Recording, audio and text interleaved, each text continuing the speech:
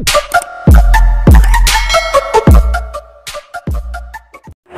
mga master! Welcome back again to our channel. Panibagong araw, panibagong kabanata na naman ang pagsamasamayin natin ngayong araw na ito. At kung bago ka sa ating channel, pag-click ang subscribe button and hit the notification bell para updated kayo sa ating mga susunod na videos. So mga master, bago natin simulan ang ating kabanata ngayong araw na ito, huwag po sana natin skip yung ads mga master no, dahil malaking bagay na po yan sa ating munting channel. So simulan na natin kabanata ngayong araw na ito. Let's go! Kabanata 501 hanggang 510. Kabanata 501 ang Sisi Bodyguard sa Lungguhit 1. Aaron Jackson. Nang makita si Aaron Jackson, halos lumuwa ang mga mata ni Arvid Woody sa kanilang mga socket. Iyo ba ang venue na ito? Paano ngayon niya lang nalaman? Talaga, this is a property under my name. What about it, Manager Woody? Kailangan mo bang ipakita ko sa iyo ang mga dokumento? Pagkasabi nito ni Aaron, pinalakpakan niya ang kanyang mga kamay, at agad na dinala ng kanyang mga tauhan ang mga dokumento kay Arvid Woody at mabilis na binuksan ang mga ito. Napagtanto ni Arvid Woody na handa siyang dumating. Siya ay lumabas upang bitag siya. Gaya ng inaasahan, hindi maganda si Aaron Jackson. Huminga siya ng malalim, pinilit niyang manatiling kalmado. Aaron Jackson, sabihin mo lang, gaano karaming pera ang aabutin para ihulog mo ito? Ngumisi si Arvid Woody, huwag tayong magpatalo. Lahat tayo ay matatalinong tao dito. Napakahalaga sa akin ng konsyerto na ito. Pangalanan ang iyong presyo, basta't maibalik mo ang kapangyarihan, lahat ay nasa talakayan. Napasulyap siya sa kanyang relo, mas nababalisa. Ang konsyerto ay naantala ng higit sa 20 minuto. Nagsimula nang umalis ang maraming tagahanga sa audience, at ang mga nanatili ay nagmumura at nagrereklamo. General Whittaker, ano ang sinasabi mo? Ako ay isang legal na mamamayan. Bilang may-ari ng venue, isinasaalang-alang ang kaligtasan ng libu-libong tao dito. Ako mismo ang nagulat ng isyo at nanawagan na suriin ang mga linya ng kuryente.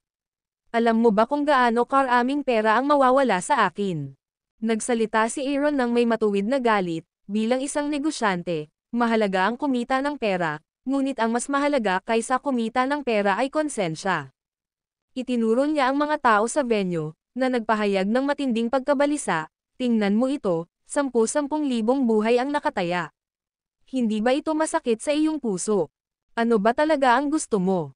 Habang pinapanood ang paglipas ng oras sa pamamagitan ng segundo, naramdaman ni Arvid Woody na siya ay nag-aapoy sa pagmamadali. Alam kong nasaktan kita sa nakaraan, ngunit nakaraan na lang iyon. Humihingi ako ng tawad sa iyo. Aaron Jackson, nakikiusap ako, pakibalik ang kapangyarihan. Nagmamakaawa siya na walang magawa. Ang hakbang ni Aaron na hilahin ang alpombra mula sa ilalim niya ay mabisang nakamamatay. Ano ang sinasabi mo? Bakit hindi ka umakyat at tingnan? Ang mga wire. Medyo guilty na sabi ni Aaron. Aaron, nagkamali ka ba? Kalahating araw nang nagsusuri ang aking mga tao at wala silang nakitang anumang mga pagkakamali. Kung nakumpirma na walang problema, ipagpapatuloy ko ang supply ng kuryente. Tumango ang engineer. Meron. Dapat meron. Tumangala si Aaron sa manggagawa sa poste ng utility, at nagtanong, meron ba o wala? Meron. Tumawag ang manggagawa bilang tugon. Imposible. Ito ang lahat ng iyong mga tao. Susuriin ko ang aking sarili. Kapag wala ng mali, inaasahan kong tutuperin mo, Aaron Jackson, ang iyong salita at ibabalik ang kapangyarihan. Mabilis na humiram si Arvid Woody ng isang set ng mga kasangkapan at nagmamadaling umakyat sa poste ng utility. Nasaan na? Wala namang isyo, kasing ganda ng bago ang mga wire na ito. Sigaw niya pababa mula sa itaas. Tingnan mo ulit. Tumugon si Aaron mula sa ibaba, malapit nang maputol ang mga wire na iyon, hawakan ang mga ito at maaaring maputol. Paano nangyari iyon? Naputol ang lahat ng kuryente para sa layunin ng inspection. Si Arvid Woody, nasabik na maibalik ang kapangyarihan, ay hinawakan ang makapal na wire gamit ang isang kamay at sumigaw sa engineer, tingnan mo, nandito ako sa itaas at walang problema, paano ito? Ibalik ang kapangyarihan. Sabi ni Aaron sa kanyang walkie-talkie. Isang kislap ng liwanag ang kumislap. Si Arvid Woody, na nakasabit sa alambre, ay agad na naging uling. Hindi nakinig sa payo si General Manager Whittaker at nagpumilit na umakyat sa mga linya ng kuryente na may mataas na boltahe. Ngayon, nakuryente siya hanggang sa mamatay. Malamig na wika ni Aaron Jackson. Nakita naming lahat, hindi mo siya mapigilan. Sunod-sunod na nag-echo ang mga empleyado sa ilalim ni Aaron Jackson. Puntahan mo si Nando Brandon at ang iba pa na aksidenteng namatay si General Manager Whittaker, at pansamantalang nakansela ang konsyerto. Kaway ng kamay ay agad na tumakbo ang mga empleyado ni Aaron Jackson patungo sa loob ng venue. Makalipas ang halos 5 minuto, may dumating na announcement mula sa venue. Dahil sa ilang mga hindi inaasahang kaganapan, hindi namin magawang idaos ang konsyerto ayon sa naka-schedule. Ang mga nais ng refund ay maaaring gawin ito mamaya sa aming opisyal na website. Taos-puso kaming humihingi ng paumanhin para sa kakilakilabot na karanasan.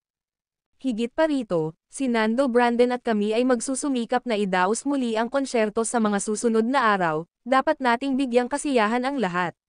Sa oras na iyon, ang mga tagahanga na hindi nag-refund ng kanilang mga tiket ay masisiyahan sa isang konsyerto na 1.5 beses na mas mahaba. Sa gitna ng mga sumpa at kaguluhan, biglang natapos ang pandaigdigang konsyerto ni Nando Brandon sa Gonzales City Station. At ang buong koponan, na nawala si Arvid Woody, ay nahulog sa kabuluhan. Sa masamang mood, nakahanap si Nando Brandon ng isang hotel sa Gonzales City, umaasang makapasok at mapagan ang kanyang isip. Pero pagdating niya sa entrance ng venue, nakita niya ang makeup artist na nag-makeup. Isaiah Kensington, sabihin mo sa akin, anong mga hinaing ang dinanas mo? Sa sandaling iyon, hinawakan ni Sergey Harris ang hindi mapakali na umiiyak na si Isaiah Kensington, galit na nagtanong. Ate, ano ba talaga ang nangyari? Sabihin mo sa amin, sino ang nangbuli sa iyo? Nandoon din si Anna Harris, nagtatanong kasama niya. Alam ng magkapatid na si Isaiah Kensington ay nagtatrabaho dito at nagplanong kumain ng magkasama pagkatapos niyang umalis sa trabaho. Gayunpaman, hindi nila inaasahan na makikita nila si Isaiah Kensington na umiiyak ng malungkot sa entrance ng venue. Wala lang. Tara na. Pinunasan ni Isaiah Kensington ang kanyang mga luha at umiling. Bagamat muling nagbukas ang hot pot restaurant ni Sergey Harris, hindi na ito kumikita gaya ng dati. Biglang maraming iba pang mga hot pot restaurant ang lumitaw sa malapit, na nag-aalok ng mas murang mga presyo at mas mahusay na mga serbisyo. Si Sergey Harris, na panandaliang nagsara ng kanyang tindahan noon, ay hindi na kumikita gaya ng dati. Kahit sa loob ng kalahating buwan, nakaranas siya ng pagkalugi ng mahigit 100,000. Nang walang ibang pagpipilian, pansamantala niyang isinara ang hot pot restaurant at lumabas upang maghanap ng ibang trabaho. Si Isaiah Kensington ay kasintahan ni Sergey Harris. Nang humingi ng kanlungan si Sergey dati, pinabalik niya si Isaiah sa tahanan ng kanyang mga magulang, pagkatapos lamang na matiyak na walang panganib ay ibinalik niya ito. Ngunit si Isaiah ay isang batang babae na malakas ang loob. Dahil alam niya ang mga paghihirap na hinarap ni Sergey, nagsimula siyang maghanap ng trabaho sa lahat ng dako, kahit na kinuha ang kanyang dating trabaho bilang isang makeup artist. Ngunit hindi niya inaasahan na ang kanyang pinakamalaking deal sa negosyo ay magiging isang kapahamakan. Tignan mo kung sino yan, hindi ba't damn makeup artist yan? Nag-aapoy na sa galit, tinitigan ni Nando Brandon ang makeup artist at nag-alab ang galit nito, kaya't lumapit siya at malamig ng inisyan. As expected, lahat sila ay mga puta. Anong sabi mo? Kumunat ang noo ni Sergey Harris at tinitigan si Nando Brandon, ikaw ba ang nanakit sa mukha ni Red? Tama, ako ito. Sino ang nagtanong sa kanya na maging napakahirap sa pagme-makeup? Sa totoo lang medyo maluwag ako, kung ngayon, dumiretso ko na ang mukha niya. Mariing sabi ni Nando Brandon. Ang kanyang $3 bilyong na pag-endorso ay nawala, at ang konsyerto ay isang bust. Nakaramdam siya ng matinding kaba sa buong hapong iyon. Ikaw ang humihingi nito. Namumula ang mga mata ni Sergey Harris habang mukhang handa na siyang mag-charge. Tumigil ka. Tara na. Si Isaiah Kensington ay desperadong pinigilan si Sergey habang sinisigawan si Anna Harris, itigil mo ang iyong kapatid. Huwag siyang gumawa ng kalokohan. Oh, Tingnan mo ang asawa mo. Ang isang mahirap na lalaki ay dapat magkaroon ng kamalayan ng pagiging mahirap. Tingnan mo ang mga bodyguard sa aking tabi. Subukan mo ako, at papaluhod kita at humingi ng awa. Nakangusong sabi ni Nando Brandon. Dati siyang mahirap at naging mayabang pagkatapos kumita ng pera, simulang minamaliit ang mga may kaunti. Itong mga bodyguard na ito. Katulad mo, lahat ng wimp. Maya-maya lang, isang boses ang umalangaw mula sa likod ng karamihan. Ang video na ito ay edited by Urban Storytelling. Kabanata 502 I have this move sa lungguhit isa. Markang paywa. Sino itong mangmang na tanga? Nang marinig ang katagang, sisi, agad na nagdilim ang mukha ni Nando Brandon. Ang pinakaayaw niya ay ang pagtawag sa pangalang iyon. Una sa lahat, lalaki siya, kahit na madalas siyang gumamit ng androgynous look para pasayahin ang kanyang mga tagahanga. Ngunit sa katunayan, labis niyang kinasusuklaman ang estadong ito. Kapag nasa jangho ka, hindi mo makokontrol ang iyong kapalaran. Ang pangunahing dahilan ay na siya, isang lalaki sa buong panahon, ay pinaglaruan at pinahirapan ni Beckett Carmichael na parang isang babae. Gusto niyang lumaban ngunit wala siyang lakas ng loob. Kung hindi niya ma-provoke si Beckett Carmichael, hindi ka ba niya ma-provoke? Lumingon si Nando Brandon, tumingin sa pinanggalingan ng boses. Ikaw kasi, si Anna Harris ang unang nakakita kay Julius Reed, hindi niya inaasahan na nandito rin ang asawa ng matalik niyang kaibigan. Ako ito, ngumiti si Julius Reed at tumango. Dahil wala nang magandang gawin, tinanggap niya ang imbitasyon ni Beckett Carmichael na kumain sa malapit.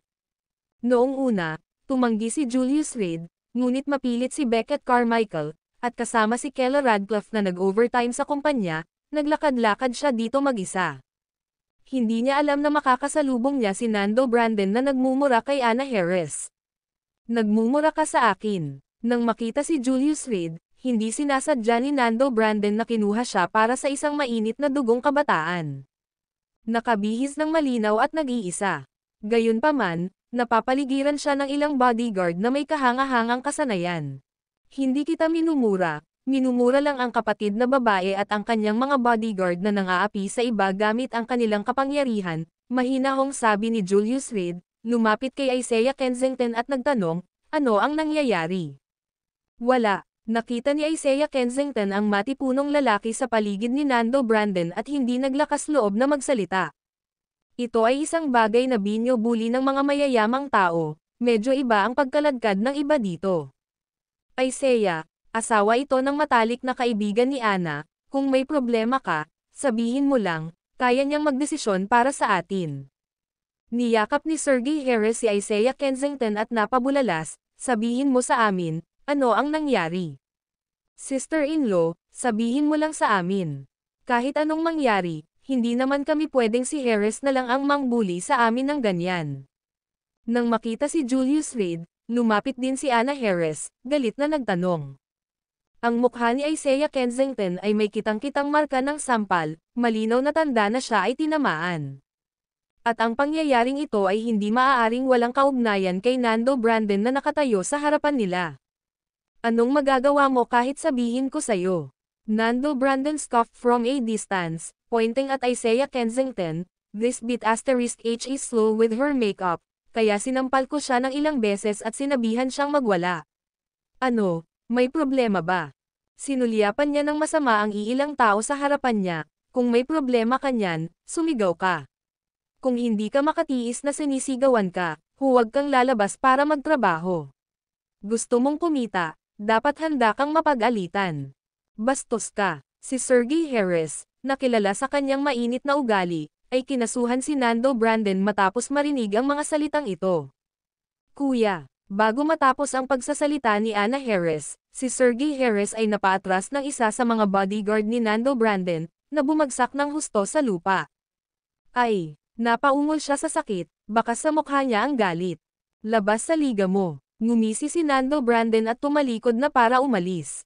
Maghintay. Kaya lang, tinawag siya ni Julius Reed. Nagbalak na lumayo pagkatapos makabangga ng isang tao. Hindi sinadya ni Julius Reed na makisali. Ngunit una, sinubukan ni Nando Brandon na magskema laban kay Keller Radcliffe kasama si Brancock. Pangalawa, Sobra talaga ang kaganapan ngayon. Si Anna Harris ay matalik na kaibigan ni Kela, at si Kela ay ang babae ng hari. Minsan kitang binitawan, hindi mo na-appreciate. Lumingon si Nando Brandon, nakasimangot kay Julius Reed, bugbugin mo siya, mabuti.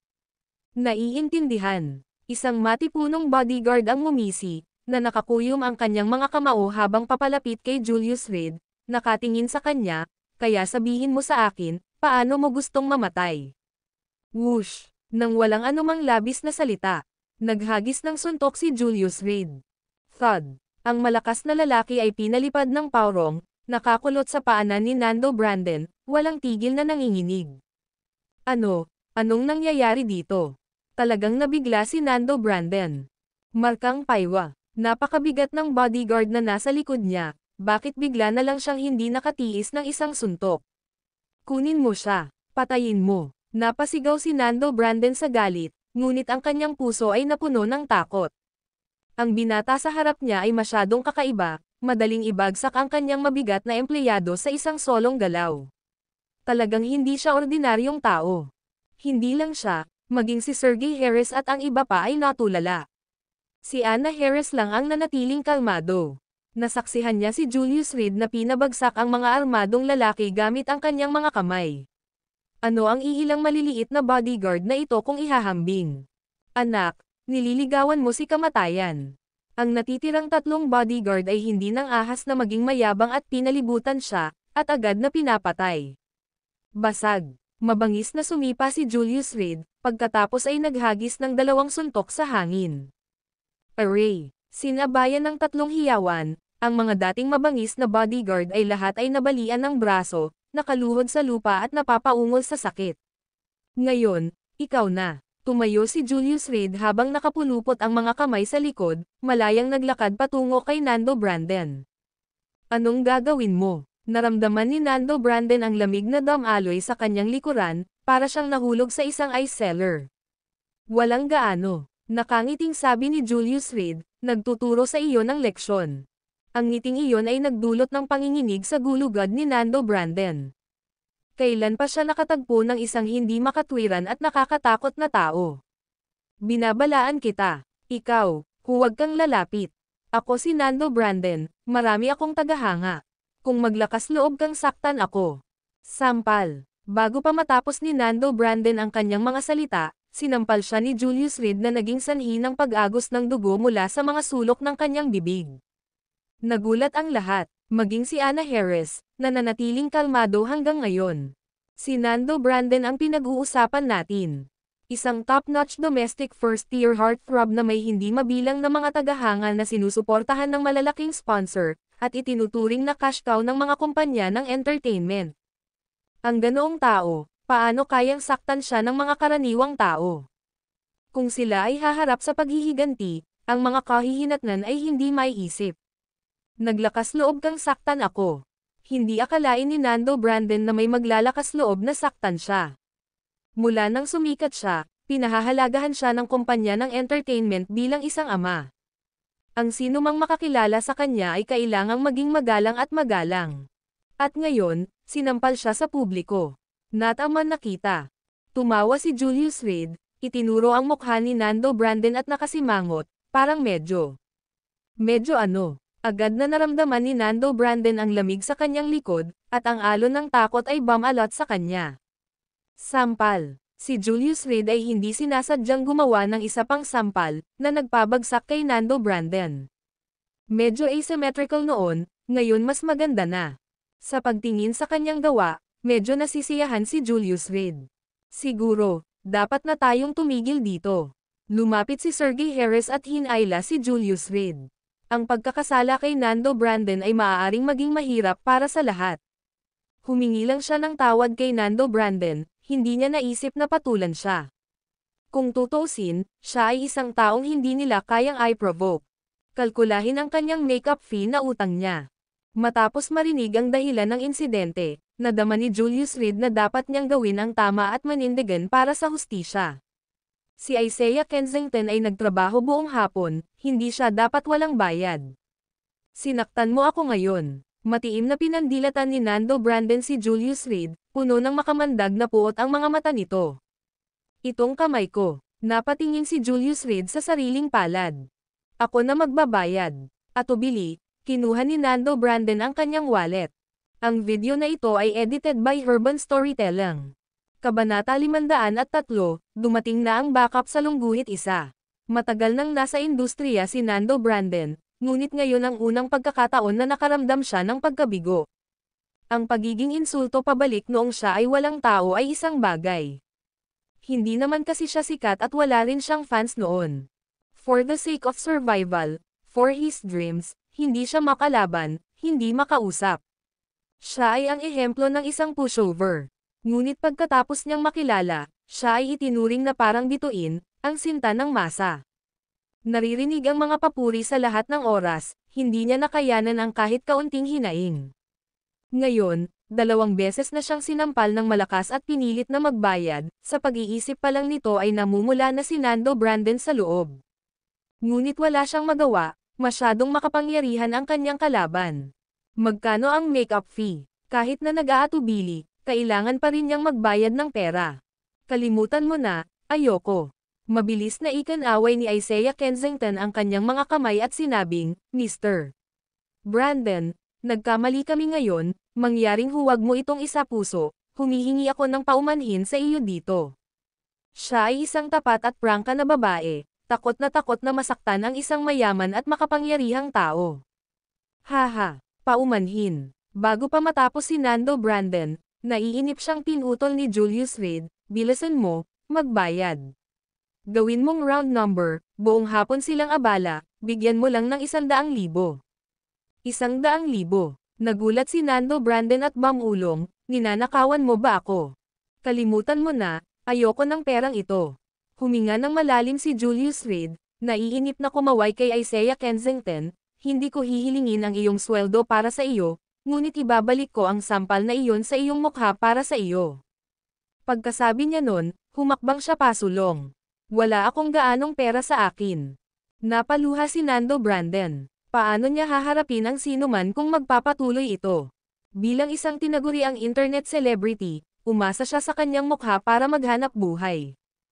Kung masisira ang mukha niya, sinong bibili ng tiket? Ang kanyang mga tagahanga ay mawawala sa isang iglap.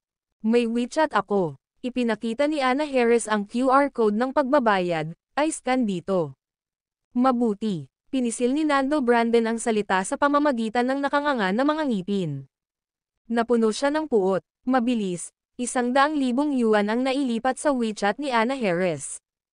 How about I treat you to dinner? You did me a favor today, I should really thank you ng maayos. Lumapit si Anna Harris kay Julius Reed. Paminsan-minsan ay tumutuloy siya sa bahay ni Kella Radcliffe at medyo pamilyar kay Julius Reed. Hindi na kailangan, may gumagamot sa akin.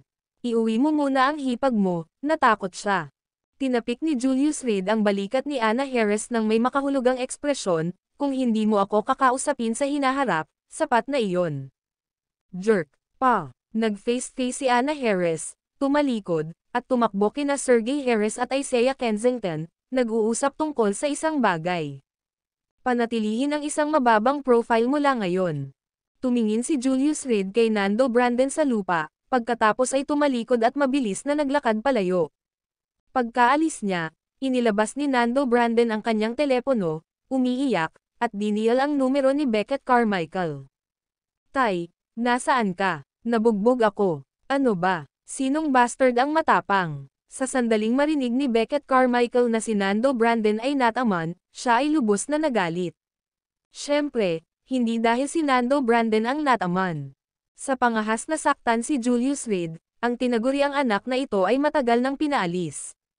Ngunit ang isang disposable piece ay isang disposable piece pa rin, ang paghampas kay Nando Brandon ay parang pagtama sa sariling mukha ni Beckett Carmichael.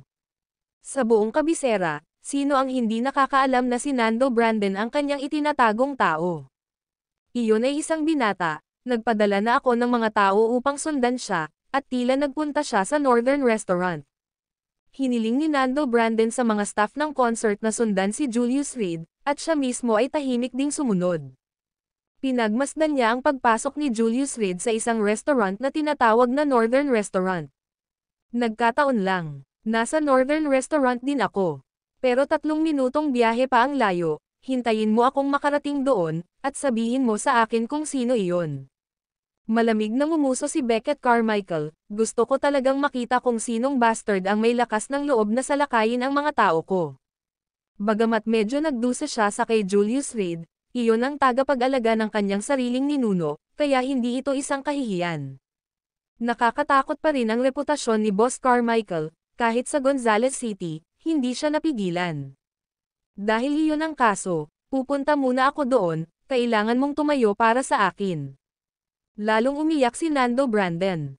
Kung noon pa, si Beckett Carmichael ay nag-aalok ng mga nakakaaliw na salita nang marinig ang pag-iyak na ito. Pero ngayon, parang nasusuka na lang siya.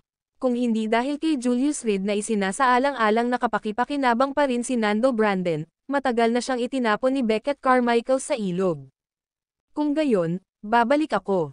Bagamat may naramdaman siyang kakaiba tungkol kay Beckett Carmichael, inisip ni Nando Brandon na galit lang ang kanyang ninong at hindi na ito pinag-isipan pa. Humph, bastos ka, papaluhod kita at makikiusap mamaya. Pagkababa ng telepono, malamig na ngumuso si Nando Brandon at mabilis na naglakad patungo sa Northern Restaurant. Naglabas siya ng maskara mula sa kanyang bulsa upang maiwasang makunan ng litrato sa kanyang bagbog na mukha. Hindi nagtagal, nakita ni Nando Brandon at ng kanyang mga tao si Julius Reed na nakatayo sa bakana ng Northern Restaurant. Dito para kumain. Lumapit siya at sinalubong siya ng panunuya. Oh, yan ba, Mr. Brandon? Akala ko ay manok na ligaw sa tabing daan. Tumawa ng malakas si Julius Reed na tuluyang hindi pinansin si Nando Brandon. Ikaw, sabi ni Nando Brandon sabay tawa na punong-puno ng galit, anak, malapit na kitang ipaalam na patay ka na. Lumuhad ka. Sa pag-alalay sa kanya ni Beckett Carmichael, hindi siya natakot. Iyon ang clan leader ng pamilyang Carmichael, isa sa 4 na pangunahing pamilya sa kabisera, na kayang takpan ang langit gamit ang isang kamay sa maliit na Gonzales City na ito. Kahit na ang personal na bodyguard ni Beckett Carmichael, si Eli Hierro, ay isang walang talo na presensya. Gaano man kahusay ang batang ito sa pakikipaglaban, mas magaling pa kaya siya kay Eli Hierro. Talagang humihingi ka ng bagbog. Si Julius Reed ay nasa mabuting kalagayan, ngunit itong si Nando Brandon na ito ay humahanggos na parang langaw. Maligo ka na, bago pa magbago ang isip ko. Malamig niyang sabi. Ang gayong menor de edad na karakter ay hindi sulit na hampasin ng 2 beses. Dapat ba akong mawala? Itinuro ni Nando Brandon ang sarili, na nakataas ang isang kilay, kilala mo ba kung sino ako? Ako si Nando Brandon. Sa milyon-milyong tagahanga, sino ka para maglakas loob na saktan ako? At kunin ang 10,000 dolyar mula sa akin. Hinding-hindi niya makakalimutan ang kahihiyan ngayon sa buong buhay niya. Nang makitang paparating na si Beckett Carmichael, mas nakaramdam si Nando Brandon ng pagiging mahiyain. Oh, so si Nando Brandon, nabalitaan na kita. Nagkunwaring nagulat si Julius Reed. Hey, ngayon mo lang nalaman. Pero huli na. Nakaramdam si Nando Brandon ng pagmamalaki sa loob. Masarap sa pakiramdam ang pagiging flattered. Hindi ba, laruan lang ni Boss Carmichael. Isang kasangkapan lang para sa kasiyahan niya, paanong hindi kita makikilala? Nang matapos magsalita si Julius Reed ay namutla ang mukha ni Nando Brandon. Iyon ang pinakaayaw niya. Hindi niya matiis na binanggit iyon ng sinuman. Ikaw, nililigawan mo si kamatayan. Magsasalita pa lang si Nando Brandon nang makarinig siya ng pamilyar na boses sa entrance, nasaan ang nakabangga sa iyo? Boss Carmichael. Nang makita si Beckett Carmichael na papasok sa pintuan, tuwang-tuwa si Nando Brandon. Tinukoy ng dalawa ang isa't isa bilang CEO Carmichael at Little Brandon sa labas para maiwasan ang pagdududa. Hindi lang ako sinaktan ng bastard na ito, kundi sinabi rin niya na ako ang iyong kasangkapan sa kasiyahan. Ang pananakit niya sa akin ay isang bagay, ngunit ang pagsasalita tungkol sa iyo ng ganyan ay paninirang puri. Kung ito ay lumabas, paano ka titingnan ng mga tagalabas? Naglakad si Nando Brandon sa likod ni Beckett Carmichael, matagumpay na nakatingin kay Julius Reed. Ngunit hindi niya ito napansin. Nanginig ang katawan ni Beckett Carmichael. Ang video na ito ay edited by Urban Storytelling. Kabanata 504, narinig kong gusto mo akong patayin sa lungguhit isa.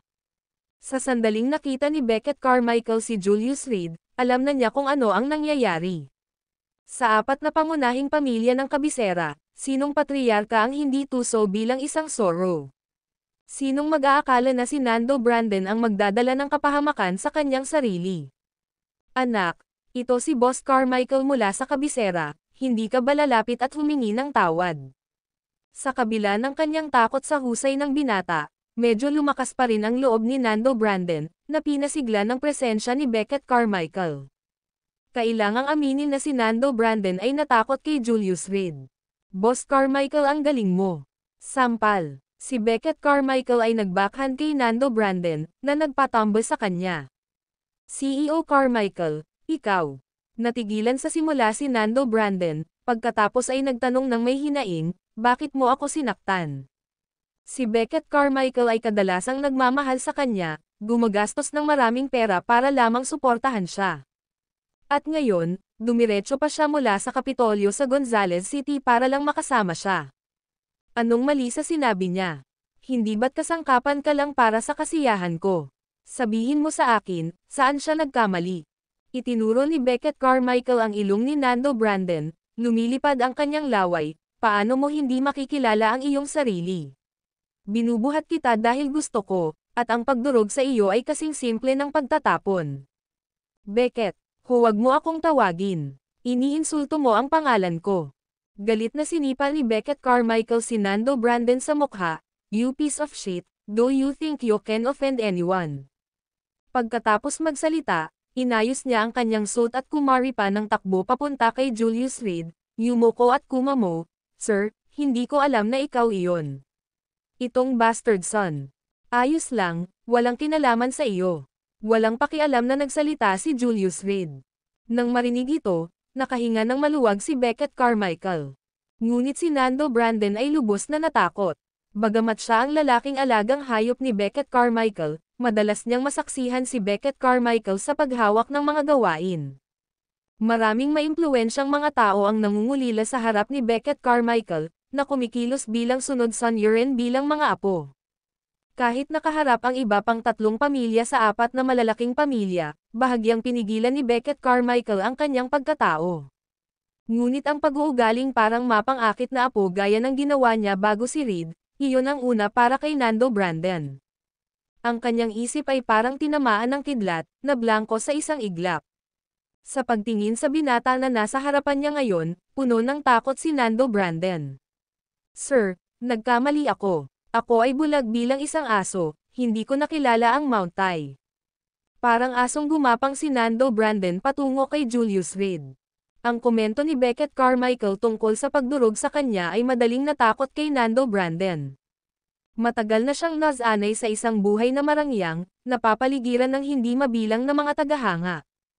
Kung kailangan niyang bumalik sa dati niyang katayuan, mas gugustuhin niyang mamatay. Higit pa rito, isinuko na niya ang kanyang dignidad bilang isang lalaki para makasama si Beckett Carmichael sa loob ng maraming taon, at mawala ang lahat sa isang gabi.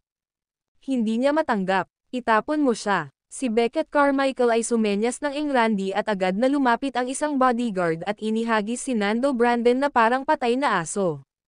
Huwag mong kalimutan ang dapat gawin bukas. Kapag ginulo mo ito, papatayin ko ang buong pamilya mo.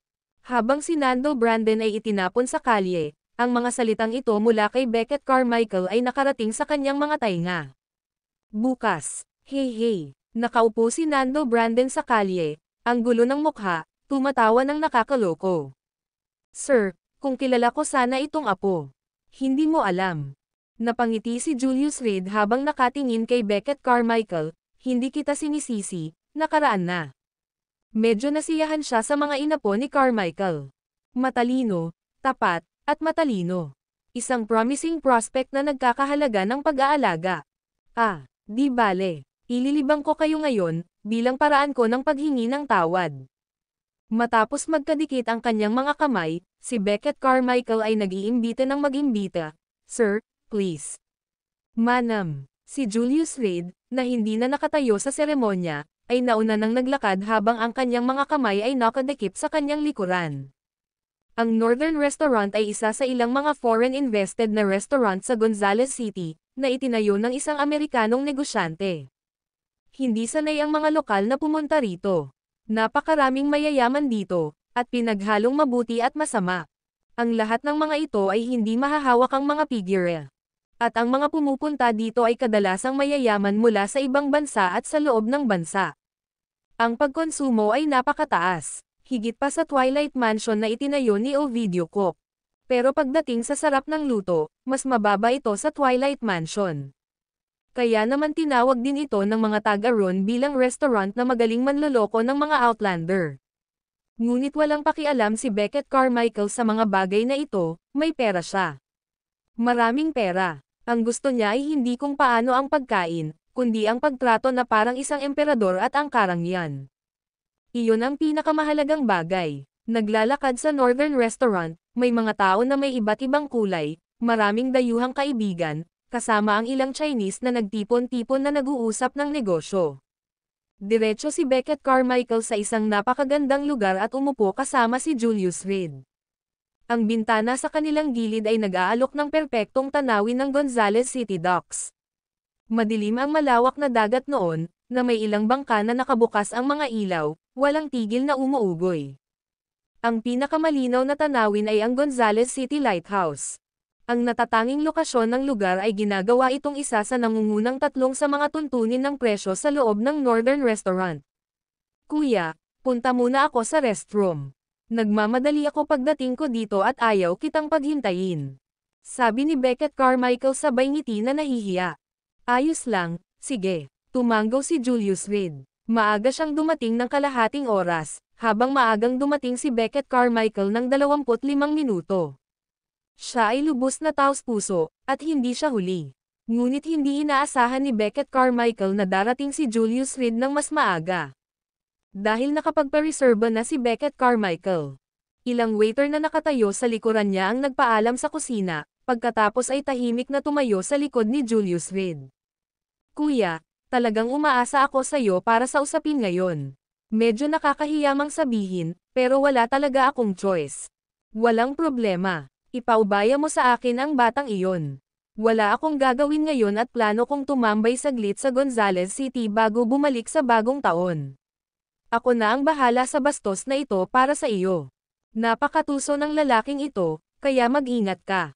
Nakausap ko na siya dati, at lahat ng bodyguard ko ay walang kakayahan. Huwag kang mag-alala, kapatid. Marami akong tao na magagamit ko. Habang pinag-iisipan ni Julius Reed ang mga bagay sa Five River Province, narinig niya ang isang pamilyar na boses. Stacy Cook. Lumingon siya at nakita niya si Stacy Cook.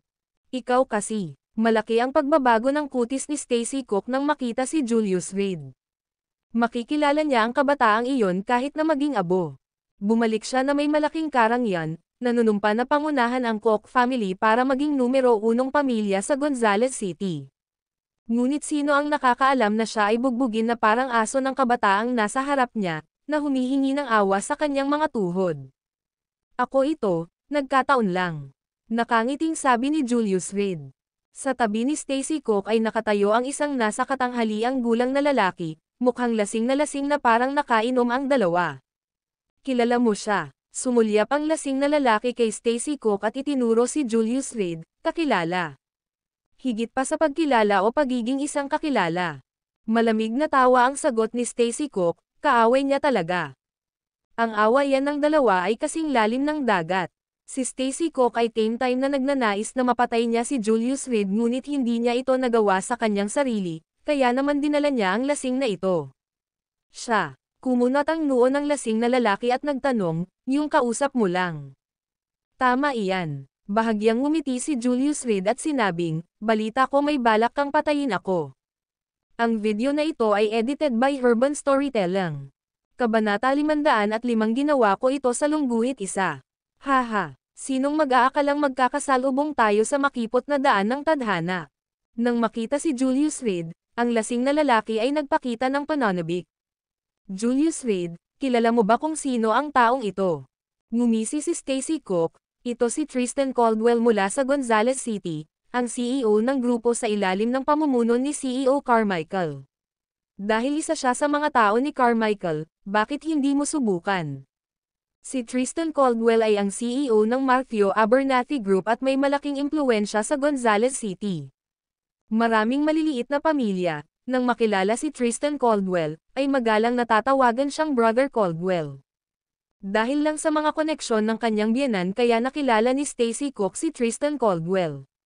Sa pagharap sa mga pagkabigo sa Gonzales City, sa kabutihang palad ay nalaman niya na si Tristan Caldwell ay babalik mula sa ibang bansa, na dumadaan sa Gonzales City.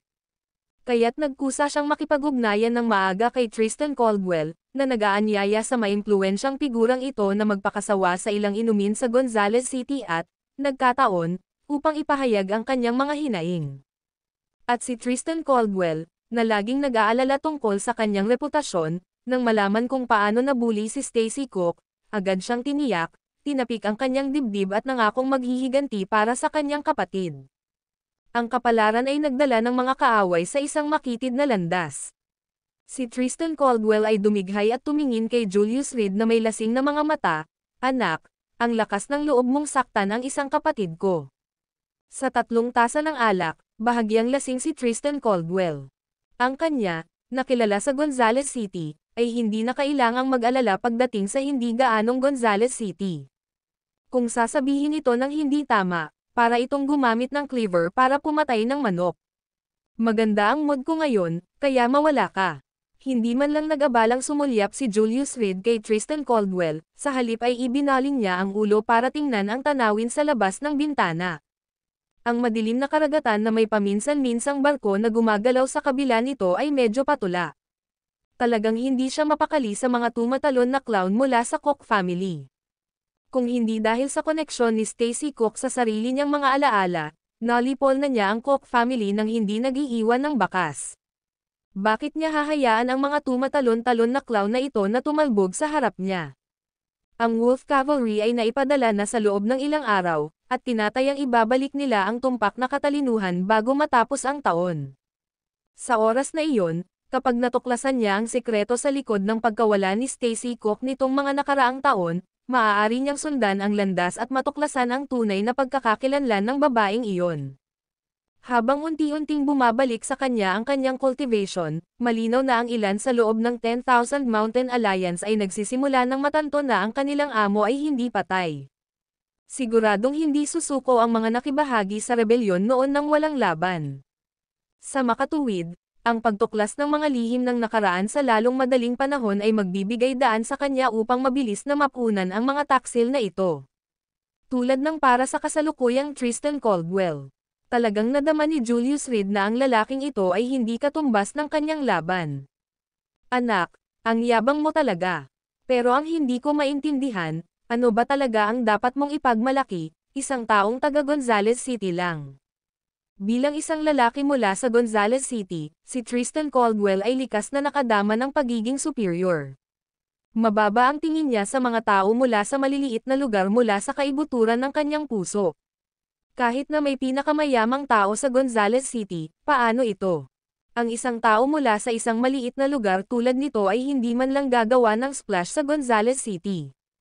I told you to scram. Hindi mo ba ako narinig? Si Julius Reed, na nakatalikod kay Tristan Caldwell, ay nagsalita ng walang pakialam. Anak, masyado kang mayabang. Hindi mapigilan ang pagngisi. Naisip ni Tristan Caldwell na hindi talaga alam ng kasama kung mabubuhay o mamamatay. Brother Caldwell, ito ang Northern Restaurant, baka hindi tayo dapat gumawa ng gulo dito. Paalala ni Stacy Cook sa kanya sa malambing na boses. Ang Northern Restaurant ay binibisita ng mga high-end na bisita, at ang may-ari ay isang dayuhan.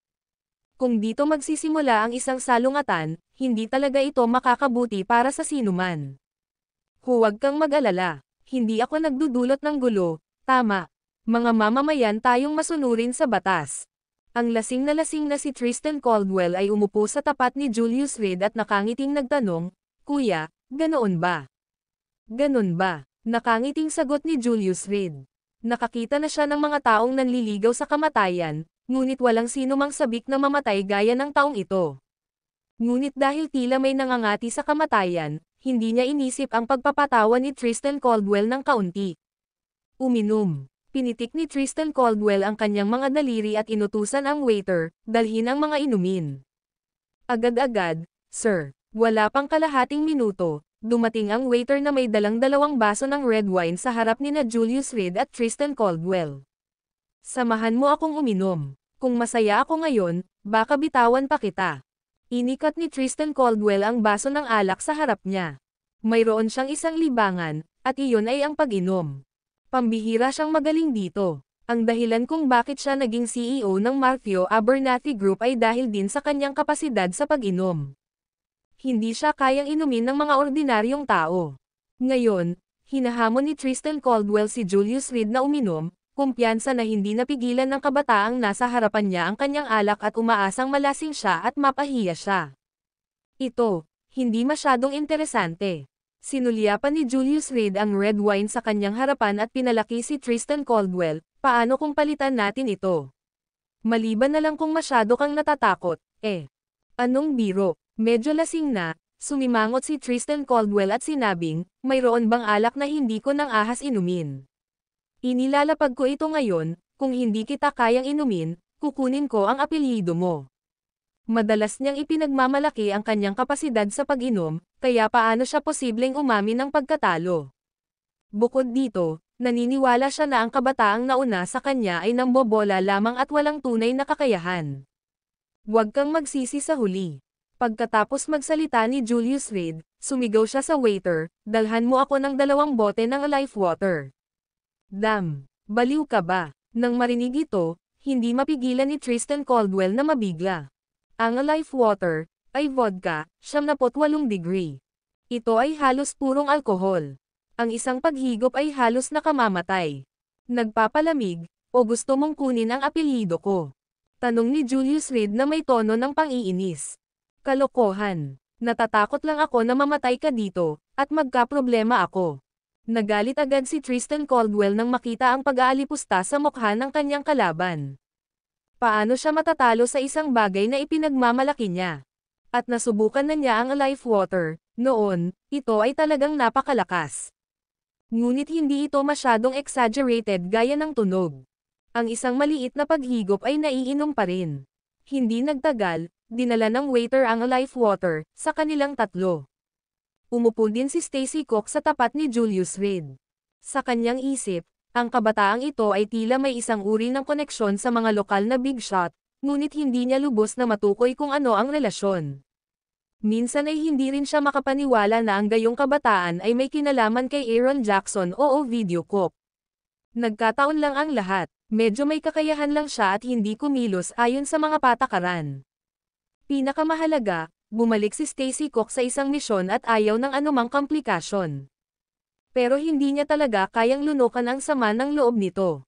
Julius Reed, nambobola ka, tama ba? Hindi naniniwala si Stacy Cook na kaya talaga ng isang kabataang ito ang life water. Pero medyo natuwa siya dito. Ano pa ba ang mas kasiya siya kaysa sa pagpapasukan ng dugo ni Julius Reed? Alam mo, ang pag-inom sa iyo ay tumataas na ang iyong katayuan. Binuksan ni Tristan Caldwell ang life water, at tumingin kay Julius Reed sa kanyang harapan, kung hindi, walang sinumang taga Gonzales City na tulad mo ang hindi karapat-dapat na umupo sa iisang mesa at uminom kasama ko. Kung gayon dapat akong magpasalamat sa iyo para sa karangalan.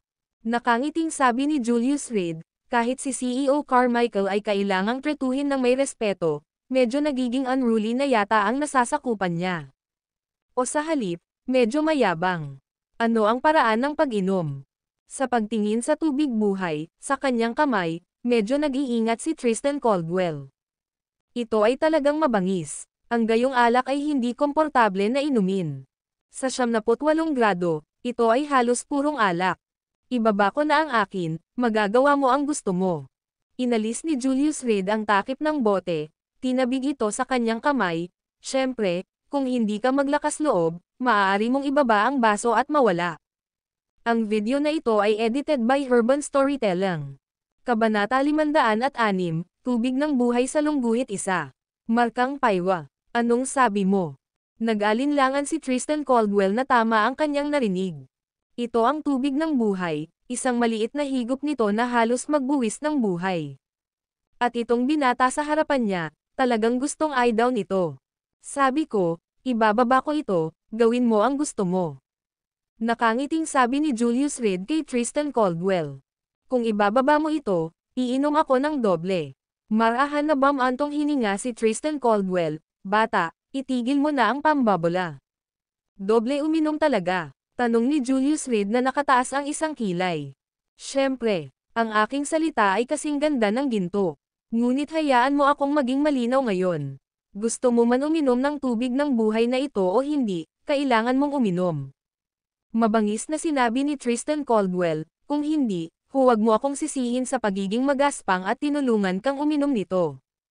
Pagkatapos niyang magsalita ay tumabi kaagad kay Julius Reed ang mga bodyguard niya. Haha, Julius Reed, para kang patay. Tuwang-tuwa si Stacy Cook nang makitang ipaghihiganti ang kanyang paghihiganti. Siya, tulad ng isang tanga, ay lumuhad sa Twilight Mansion at naging katatawanan ng Gonzales City. Siya, na dati naliligo sa walang limitasyong kaluwalhatian, ngayon ay nahirapang iangat ang kanyang ulo kapag naglalakad sa mga lansangan. Napakaraming tao ang nanood habang ang buong Cook family ay sabay-sabay na lumuhad. Pinapanood ang pamilya Reed na natapos ang kanilang pagkain. Bagamat ang mga taong ito ay hindi magsasabi ng anuman sa kanilang mga mukha dahil sa takot sa Cook family, ang tsismis at tsismis sa likod ng kanilang mga likuran ay lubhang hindi kanais-nais. Maraming nakakasakit na pananalita ang nakarating sa pandinig ni Stacy Cook. Inilipat niya ang lahat ng galit na ito kay Julius Reed. Ngayong si Tristan Caldwell ang namumuno, malaki ang posibilidad na hindi makaalis si Julius Reed ng buhay sa Northern Restaurant ngayon. Ngunit medyo curious si Stacy Cook. Sa katayuan ni Julius Reed bilang isang manugang lamang, paano niya nagawang makihalubilo sa Northern Restaurant? Si Itay Huntington kaya, pero bakit kalahating araw niya itong hindi nakita? Gayunpaman, pagkatapos ng aralin sa Twilight Mansion noong nakaraang pagkakataon, hindi siya nang ahas na maliitin muli si Julius Reed. Masyadong nasaktan ang mukha niya. Hindi niya kinaya. At ngayon, desidido si Tristan Caldwell na huwag paalisin si Julius Reed. Kailangan lang niyang manood ng palabas. Okay, pero sana sundin mo ang rules. Ipinagpag ni Julius Reed ang tubig ng buhay sa kanyang kamay at biglang naging boring na paglaruan ang mga langgam na ito sa kanyang harapan, na hindi naman masamang bagay. Ang buhay ay nagpapatuloy ng 100,000 taon. Araw-araw, taon-taon. Matapos makita ang hindi mabilang na mga kapanganakan, pagtanda, pagkakasakit, at pagkamatay, nakita ni Julius Reed na ang lahat ng mga pagbabago sa oras ay mapurol. Minsan naramdaman niya na ang pagkawala ng kanyang memorya sa loob ng 3 taon ay isang magandang bagay. At least nakilala niya si Keller Radcliffe at nahanap niya ang tinatawag na pag-ibig. Kahit ngayon, ang kanyang mindset ay sumailalim sa ilang mga pagbabago. Dati siyang Dragon King na hindi nakikibahagi sa mga handog ng mortal na mundo. Ngayon, isa lang siya sa maraming nilalang. Katulad ngayon, kung noon pa, maaari na niyang patayin ng isang sampal ang 2 nauna sa kanya. Pero ngayon, na-in-love na siya sa larong pusa at daga. Ang kamatayan, kung minsan, ay talagang isang luho. Alam kong si General Caldwell at Boss Cook ay mga lalaking may dignidad. Kinuha ni Julius Reed ang tubig ng buhay at tumingin kay Stacy Cook, paano, Boss Cook, mag-aalaga ka rin ba ng isang bote? Oo naman. Kung talagang kaya mo itong ibagsak sa isang pagkakataon, sasamahan kita ni General Caldwell ng doble. Tumango si Stacy Cook, punong-puno ng pag-aasam ang kanyang mukha sa paglalahad ng drama. Ang tubig ng buhay ay hindi katulad ng ibang inumin, kung ito ay ordinaryong alak, maaari itong sikmurain ng walang labis na pagkabahala. Ngunit ang tubig ng buhay, kahit isang higop, ay maaaring makapagpaso sa iyong lalamunan. Kahit na ayaw mo nang mabuhay at uminom ng desperado, hindi mo ito kayang inumin. Ang isang buong bote ay walang alinlangan na haantong sa kamatayan. Siyempre, may ilang mga pagbubukod. O kung agad na humingi ng medikal na atensyon, mayroon pa ring pagkakataong magligtas ng buhay. Pero, bibigyan ba ni Tristan Caldwell ng pagkakataon si Julius Reed na pumunta sa ospital? Markang paywa. Imposible. Gayunpaman, ito ay kanyang sariling pag-inom, kung siya ay mamatay mula dito, ito ay walang kinalaman sa sinuman. Pareho kayong mga kagalang-galang na tao, kung mamaya hindi ninyo mapanatili ang inyong dignidad, gagawin ko ito para sa inyo. Pagkatapos magsalita ni Julius Reed, marahan niyang hinigop ang tubig ng buhay.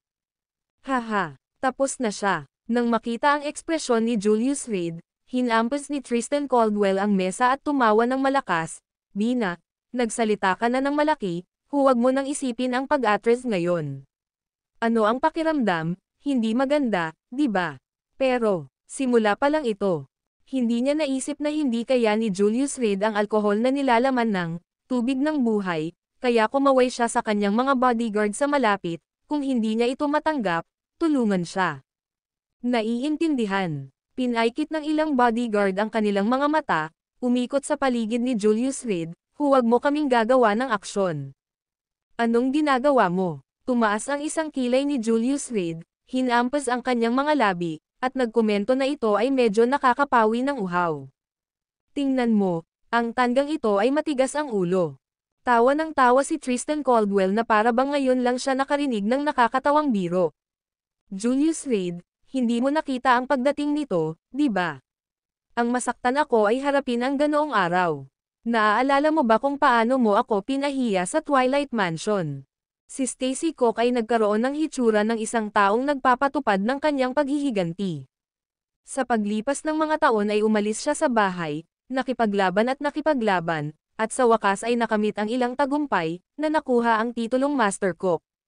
Ngunit noong siya ay nasa kanyang pinakamaluwalhati, naghahanda na akayin ang kanyang pamilya sa tuktok sa Gonzales City, nakilala niya si Julius Reed. Isang kahangahangang manugang na walang kabuluhan. Napuno ng puot si Stacy Cook, ngunit dahil sa isang misyon niya, hindi siya nakaganti ng libre. At ngayon, naihatid na ni Julius Reed ang sarili sa pintuan, hindi napigilan ni Stacy Cook ang kanyang saya. Si Tristan Caldwell ay walang awa, ipapainom daw niya lahat kay Julius Reed, at ipapainom niya talaga lahat. Dagdag pa, ang mga bodyguard sa paligid nila ay pawang mga bihasang mandirigma. Titingnan ko muna. Kinuha ni Tristan Caldwell ang bote mula kay Julius Reed, sinipsip ito ng bahagya, at siniguradong walang problema. Pwede ba akong uminom? Itinaas ni Julius Reed ang tubig ng buhay, at, tulad ng inuming tubig, nilagok ito. Ang tanggang ito ay talagang iniisip na ang tubig ng buhay, ay ordinaryong alak. Nang mapanood ang paraan ng pag-inom ni Julius Reed sa pagpapakamatay, umiling si Tristan Caldwell, marahil ay hindi niya maiinom ang ikatlong bahagi nito bago siya dumura ng dugo. Eksakto, isang talunan, labis na pagpapahalaga sa kanyang sarili. Ngunit bago pa matapos ni Stacy Cook ang kanyang pangungusap, napagtanto niyang nainom na ni Julius Reed ang kalahati nito. Paano ito iniinom ng batang ito?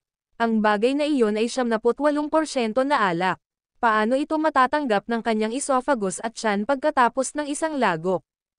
Nagtatakang bulalas niya, ngunit bago pa siya makapag-react. Bang! Hinampas ni Julius Reed ang walang laman na bote sa mesa. Ladies and gentlemen, turn mo na. Natigilan si Tristan Caldwell. Natigilan si Stacy Cook. Natigilan din ang mga bodyguard sa paligid. Pati ang waitress sa tabi nila ay natigilan. Tao ba ito? Ang tubig ng buhay ay talagang lasing na parang tubig. Ginawa lang ito ni Julius Reed sa harap nila, sabay-sabay. Walang pagkakataon para sa anumang panlilinlang. Napalunok si Tristan Caldwell, at tumulo ang malamig na pawis sa kanyang noo. Lalong naramdaman ni Stacy Cook ang lamig sa kanyang likuran. Waitress, dalhan mo ako ng 3 bote ng tubig ng buhay. Pinitik ni Julius Reed ang kanyang mga daliri at, tumingin kay General Caldwell na may hawak na bote ng tubig ng buhay, nakangiting tanong, General Caldwell, gusto mo bang mauna? Gulp, napalunok si Tristan Caldwell at walang sinabi. Hindi pa siya nakaka-recover sa pagkabigla. Bakit hindi nag-react ang kalaban? Isang bote ng tubig ng buhay, ang nasa ibaba, hindi ba dapat sumusuka na siya ng dugo ngayon? Ngunit si Julius Reed ay katulad ng dati, hindi man lang pula ang mukha niya. Tutulungan kita na mapanatili ang iyong dignidad. Nakangiting tanong ni Julius Reed. Ang video na ito ay edited by Urban Storytelling. Kabanata 507 Pagtulong sa kanya na iligtas ang mukha sa lungguhit isa. Presumptuous. Paano mo makakausap si General Caldwell ng ganyan? Si Stacy Cook ang unang nag-react, anuman ang mangyari, hindi nila kayang inumin ang 2 bote ng Elixir of Life. Sino kaya ang tanga? Hayaan ang 2 bote, kahit kalahati ng bote ay nakamamatay. So, ayaw mong tuparin ang pangako mo. Pinalaki ni Julius Reed ang 2 sa kanyang harapan, na labis na natakot kay Stacy Cook kaya hindi niya sinasadyang nanginginig sa lamig sa kanyang gulugad. Ang sama-samang pagluhod ng Cook family sa Twilight Mansion ay nag-iwan ng malaking psikolohikal na anino sa kanya. Lalo na nang matalo ni Julius Reed ang kanyang pinakamalakas na bodyguard, halos madurage nito ang diwa ni Stacy Cook. Bata, isaalang-alang ang iyong sarili na maswerte ngayon, pinapaalis na kita sa pagkakataong ito. Itinuro ni Tristan Caldwell si Julius Reed, nagbanta, sa susunod, hindi ka na magiging maswerte. 2 bote daw ang iinom niya dahil akala niya ay patay na si Julius Reed pagkatapos ng kalahating bote. Paano ka mabubuhay, o sa halip, sapat na matino, para panoorin siyang umiinom? Ang taya na ito, sa simula, ay isang panlilin lang. Isang hindi patas na panlilin lang. Ngayong natalo na sila sa taya, hindi maiiwasan ang pagtanggi. At ang dahilan kung bakit pinili ni Tristan Caldwell na pabayaan si Julius Reed sa pagkakataong ito ay dahil siya rin ay natakot. First time niyang makakita ng taong umiinom ng Elixir of Life na parang tubig. Ayoko nang tinuturo, inangat ni Julius Reed ang kanyang ulo at biglang iniunat ang kanyang kanang kamay. Basag. Nabali agad ang daliri ni Tristan Caldwell. Protektahan si General Caldwell. Agad na tumayo ang mga bodyguard sa harap ni Tristan Caldwell, bawat isa ay nakatitig kay Julius Reed na may nakamamatay na layunin. Huminga ng malalim si Tristan Caldwell sa sakit, ang paghihirap sa kanyang daliri ay putok diretso sa kanyang cerebral cortex, at siya ay napaungol ng malungkot. Masakit. Tapusin mo siya para sa akin. Nanginginig ang lahat, umupo si Tristan Caldwell sa upuan, mabilis na napuno ng dugo ang kanyang mga mata. Sa kanyang mga daliri, kitang-kita ang belang buto. Naghahanap ng kamatayan. Ano pa ang hinihintay mo? Kalagkarin mo siya palabas, at huwag gumawa ng gulo sa Northern Restaurant. Pagkatapos ay kinuha ni Stacy Cook ang utos. Hindi niya inaasahan na si Julius Reed ay maglakas loob na saktan si Tristan Caldwell. At mabali ang kanyang daliri sa kanilang unang pagkikita. Ito ay isang baliw na walang dahilan. Sinungaling. Napabuntong hininga si Julius Reed, biglang tumayo, kinuha ang bote ng alak, at binasag ito ng malakas sa ulo ng isang bodyguard. Bumagsak. Ang bote ng Elixir of Life ay agad na nabasag, at ang bodyguard ay nahulog sa lupa, ang kanyang ulo ay puno ng dugo at mga tipak ng salamin. Bago pa makapag-react ang mga natitirang bodyguard, inabot sila ni Julius Reed na parang kidlat at pinagdikit ang ulo ng magkabilang kamay, saka pinalo ng malakas. Bang! Namatay on the spot ang 2 lalaki. Kahit na kung nagkataon ay magising sila, tiyak na gulay na sila. Anong gagawin mo? Si Tristan Caldwell, napagtagumpayan ng takot, nakalimutan pa ang sakit sa kanyang daliri. Samantalang si Stacy Cook ay naalala ang eksena noong araw na iyon sa Twilight Mansion. Parang naulit ang lahat. Anong nakatayo ka dyan? Tumawag ka ng security. Sigaw ni Stacy Cook sa mga server sa paligid niya. Tahimik. Sinuntok ni Julius Reed, na puno ng dugo ang bibig ni Stacy Cook, ang kanyang mga ngipin sa harapan ay bumagsak sa loob. Tumingin siya pabalik sa mga server, lahat ay kumakain, huwag istorbohin sila. Ang mga server ay tumango, nakatayo pa rin, hindi nangangahas na kumilos. Hindi naman sa ayaw nilang lumipat. Ang kidlat mabilis na pagkilos ni Julius Reed ay lubusang natakot sa kanila. Ang bawat isa sa kanila ay natagpuan ang kanilang mga binti na hindi sumusunod sa kanila. At saka, hindi sila mga tanga, ang pagtulong kay Stacy Cook at sa iba pa sa oras na ito ay parang humihingi ng kamatayan. Bakit isakripisyo ang kanilang sarili? Binabalaan kita. Ako ang General Manager ng Abernathy Group, at kung malaman ito ni CEO Carmichael. Si Tristan Caldwell ay nanginginig sa takot, ngunit sinubukan niyang manatiling kalmado at dinala si Beckett Carmichael upang takutin si Julius Reed. Pagkatapos ng lahat, ang reputasyon ng apat na malalaking pamilya ay mahalaga, at halos lahat ay alam ang tungkol sa kanila. Isang simpleng kabataan mula sa Gonzales City, wala ba siyang pakialam dito? CEO Carmichael, may tumatawag sa iyo. Ngumiti si Julius Reed at tumingin sa likod ni Tristan Caldwell. Hey, naglakas loob ka pang baliwalain si CEO Carmichael. Anak, hayaan mong sabihin ko sa iyo ang totoo, boss kong Beckett Carmichael, iyon ay Tristan Caldwell. Anong ginagawa mo dito? Pagbalik pa lang mula sa banyo, nakita ni Beckett Carmichael na naupo ang kanyang upuan at naisip na bisita ito ni Julius Reed. Hanggang sa makalapit siya at marinig ang boses ay napagtanto niyang sarili niyang subordinate iyon, ang general manager ng Abernathy Group. Tristan Caldwell. Medyo curious siya sa puso niya. Paano nakilala ni Tristan Caldwell si Julius Reed? Ito ay hindi magkaroon ng kahulugan sa lahat. CEO Carmichael. Nang marinig ang boses, nanginig din si Tristan Caldwell at sobrang nasasabik. Nandito talaga si Beckett Carmichael. Hanggat naroon si Beckett Carmichael, magiging maayos sila. Alam ng lahat na si Beckett Carmichael ay may Eli Hierro sa ilalim niya, walang kapantay sa kamay na labanan. Kahit na mabigat ang kaharap nitong binatang ito, mas malakas kaya siya kay Eli Hierro. Anong nangyayari? Lumingalinga si Beckett Carmichael, at nakita ang tatlong bodyguard na nakahiga, isang pakiramdam ng pag-aalinlangan ang bumangon sa kanyang puso. May na-offend lang si Nando Brandon, at ngayon ay hindi pa nakapunta ang sarili niyang manager at naka-offend din ng isang tao, di ba? CEO Carmichael, sinira ng batang ito ang isang daliri ko at pinatalsik ang tatlong bodyguards. At hindi kanya nirerespeto. Si Tristan Caldwell, na nakikita na ngayon ang kanyang malaking backer, ay nakadama ng higit na kagaanan, at ang sakit sa kanyang kamay ay lumakas. Tumingin siya kay Julius Reed at nginisyan, anak, patay ka ngayon. Mr. Reed, anong nangyayari dito? Tumingin si Beckett Carmichael kay Julius Reed. Mr. Reed. Tumingin si Tristan Caldwell sa paligid, nasaan si Mr. Reed? Akala niya may kakilala ang kanyang amo. Ngunit biglang tumibok ang puso ni Stacy Cook. Hindi pwede. Itong si Mr. Reed, si Julius Reed ba? Itong dalawang ginoo lang ang gustong guluhin ako, niloloko akong uminom ng tubig ng buhay, at nagyayabang pa na kapag natapos ko ito, iinom sila ng tig-2 bote. Nang matapos ako, bumalik ang dalawang ito sa kanilang salita at ayaw nang maglaro. Bahagyang nagkibit-balikat si Julius Reed, medyo walang magawa. Bullshit. Anong klaseng tao ako? Sa tingin mo ay karapat-dapat kang makipagpustahan sa akin. Joke lang iyon. Tanga mo, seryoso ka. Tiningnan ni Tristan Caldwell ang kanyang naputol na daliri at nagmura sa pamamagitan ng nagngangalit na mga ngipin. Gayunpaman, ang hindi niya napansin ay naging itim na ang mukha ni Beckett Carmichael. Ganap na itim. Sa katunayan, tama ang hula ni Beckett Carmichael. Ang kanyang walang ingat na subordinate ay nakasakit na naman ng isang mahalagang tao.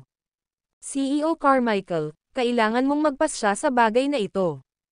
Nang makita ang binata sa tapat na mukhang mabangis at nananakot, walang choice si Tristan Caldwell kundi humingi ng tulong kay Beckett Carmichael. Goddamn it, dapat ay bulag ako bilang isang aso. May pumunta rito. Umungol si Beckett Carmichael, at agad namang lumapit ang ilang bodyguard. Hey. Pakinggan mo yan. Para kang bulag ng aso dahil sa pangahas mong saktan kami ni CEO Carmichael. Anak, hindi ka papatayin maliban kung kumilos ka ng walang ingat. Nang matapos magsalita si Tristan Caldwell, nakita niyang nakahawak sa kanyang balikat. CEO Carmichael, ano ito? Hindi niya maintindihan kung ano ang nangyayari, ngunit naunawaan ni Stacy Cook. Tapos na. Kilala ni Beckett Carmichael si Julius Reed. Mr. Reed, paano mo gustong pangasiwaan ito? Tanong ni Beckett Carmichael, nakayuko ang ulo. CEO Carmichael, ikaw. Nanlaki ang mga mata ni Tristan Caldwell, hindi makapaniwalang totoo ito. Si General Caldwell ay isa ring may katayuan, tulungan siyang mapanatili ang ilang dignidad. Itinulak ni Julius Reed ang tubig ng buhay, sa harapan niya patungo kay Tristan Caldwell, nakatingin kay Stacy Cook na natamba na sa sofa sa takot, 2 bottle each, as per our earlier agreement. After all, a personage such as General Caldwell and his friend should keep their word. Ang video na ito ay edited by Urban Storytelling. Kabanata 508, Pagbagsak sa Lungguhit 1. Nanlamig ang puso ni Tristan Caldwell nang makita niya ang pagbabago ng ugali ni Beckett Carmichael. Sa mahabang panahon na nagtrabaho sa ilalim ni Beckett Carmichael, malinaw na malinaw sa kanya ang pagkatao ng kanyang sariling amo. Ang laging hindi sumusuko at mayabang na si Beckett Carmichael, kailan pa siya nagpakita ng ganoong paggalang sa iba? General Caldwell, ano ang sitwasyon? Pinunasan ni Stacy Cook ang malamig na pawis sa kanyang noo at nagtanong sa nanginginig na boses, may pagkakamali kaya? Itong batang nauna sa atin, ay ang manugang ng Radcliffe family na naglalaba at nagluluto sa bahay, hindi man lang lumalabas ng pinto sa loob ng 3 taon. Paano kaya niya nakilala ang amo mo? Bagamat kamakailan lamang ay bumalik si Stacy sa Gonzales City, dahil sa dahilan ni Bran Cook, ginamit niya ang kanyang mga nasasakupan upang masusing imbestigahan si Julius Reed. Sinusubaybayan pa nila ang bawat lugar na binisita ni Julius Reed at ang mga taong kinokontak niya araw-araw. Pagkatapos ng ilang araw ng pagsubaybay, walang nakitang mahalagang katalinuhan. Si Julius Reed ay tulad ng inilarawan sa kanya ni Bran Cook, idle ang his days away, doing nothing of significance. Walang background at walang anumang koneksyon.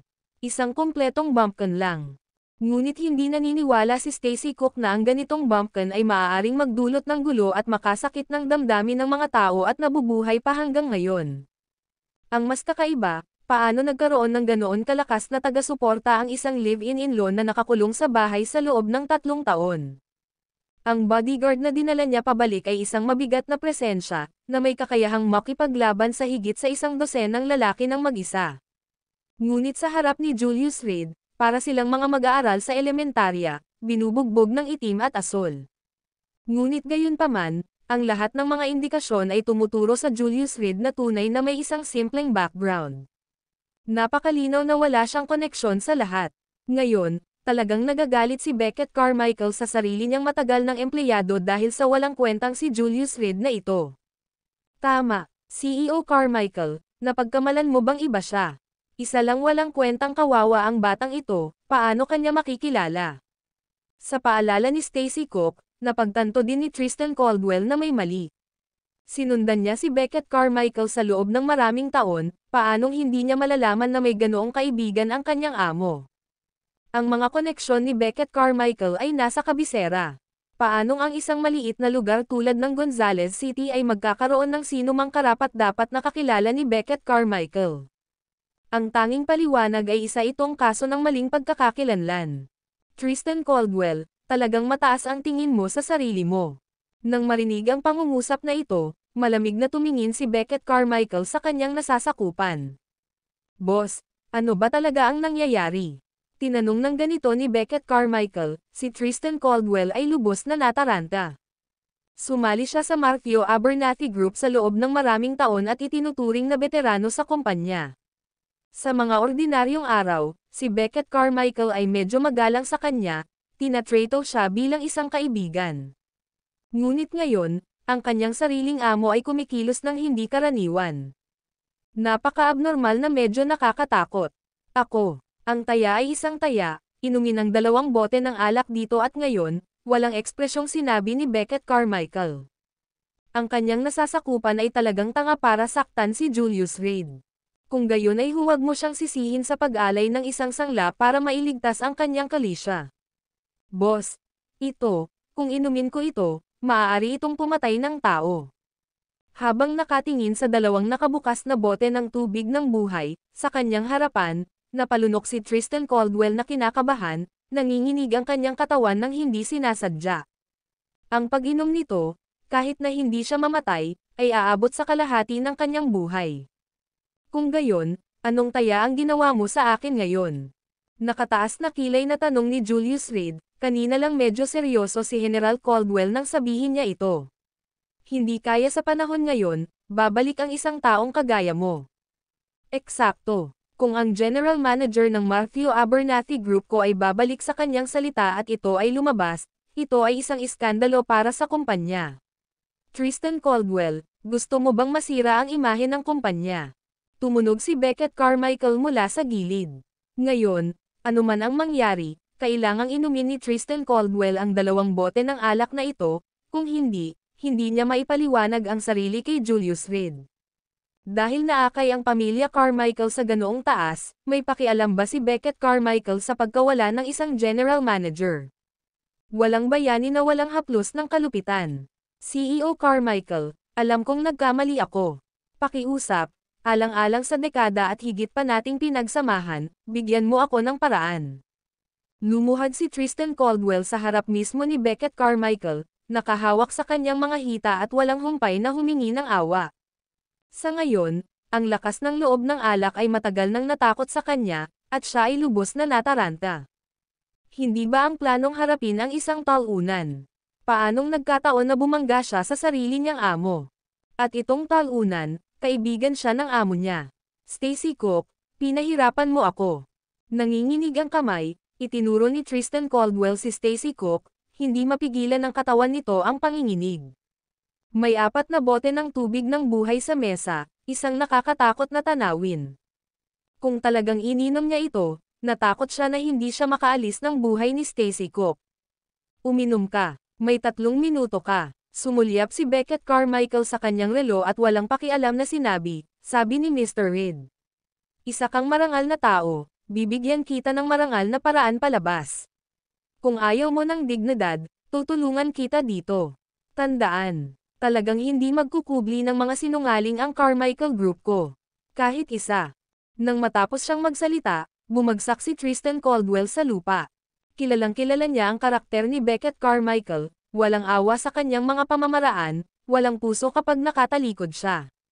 Kung sinabi niya ngayon na dapat siyang uminom ng 2 bote ng tubig ng buhay, walang kahit anong pagsusumamo mula kay Tristan Caldwell ang makakapagdulot ng kahit kaunting simpatiya. Ang inuming ito ay kasing banayad ng tubig, uminom lang ako ng 1 bote at wala akong naramdaman. Nakangiting sabi ni Julius Reed sa kabila. Libu-libong taon ng mahabang buhay, ang tubig ng buhay.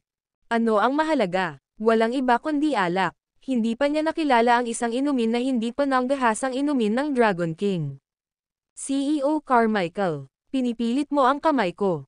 Dahil hindi ka nagpapakita ng anumang pakikiramay, huwag mo akong sisihin, Brancock, sa hindi pagpapakita ng anumang paggalang. Dahil sa takot, sinubukan ni Brancock na pakalmayan ang sarili.